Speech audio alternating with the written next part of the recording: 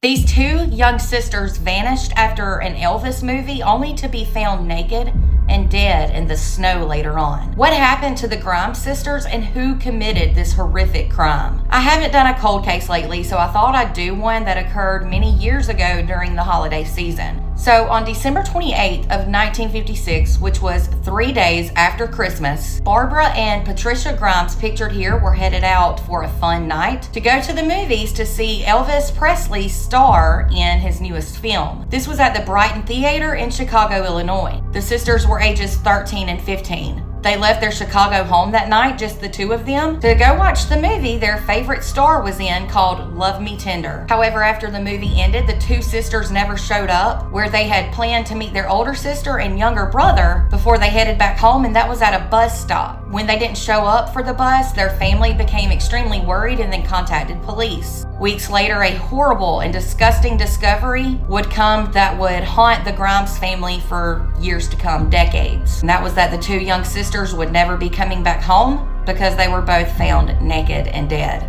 The search for the two sisters became one of the most intense missing person searches in the history of Chicago, Illinois. It was reported that several hundreds of officers joined in on the search that lasted over 3 months during the coldest months of winter. According to reports, even Elvis Presley himself made a public plea for the safe return of the sisters. But the Grimes family had absolutely zero answers, that is, until late January of 1957. The search for the girls ended when a local man found their bodies naked and abandoned in the snow on January 22nd of 1957. This was reportedly along a road in Willow Springs, Illinois, which is reportedly a western suburb of Chicago. Now, to begin with, an initial autopsy ruled that they had likely died due to the freezing cold weather, but police eventually ruled that their deaths were the result of a homicide. According to reports, Chicago detectives soon started to look into a man named Benny Bedwell, who was an out-of-state drifter who was actually spotted with the sisters by witnesses. Police thought the case was closed when Benny confessed to killing the girls, but he later took his statements back and said he was beaten by police into a confession. And since then, police have not really found another suspect, unfortunately.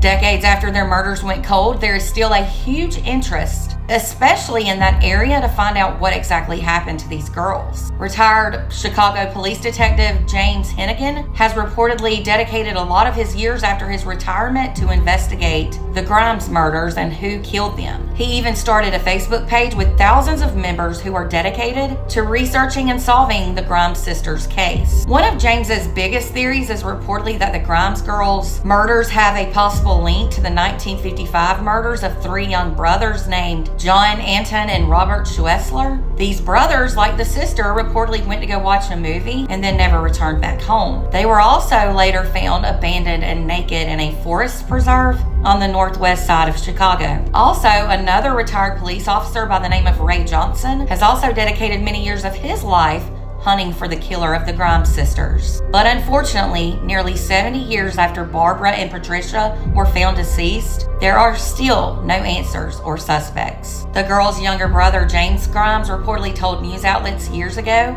that their deaths or murders still bothers him, especially around Christmas and the holidays. He said he now wonders if they were alive today, how many nieces and nephews he would have. He stated, "I just never assumed it would be solved, but maybe there's hope." Who killed these girls and why? Have you heard any theories? If so, share them in the comments. I do pray that one day this case is solved, but who knows if the killer is still alive today. It's okay. If the killer's dead, they're getting their real punishment in hell if they're no longer here. Do y'all like cold cases like these? Let me know in the comments and share with me any cold cases you would like for me to talk about. For more true crime, be sure to follow and subscribe over on YouTube.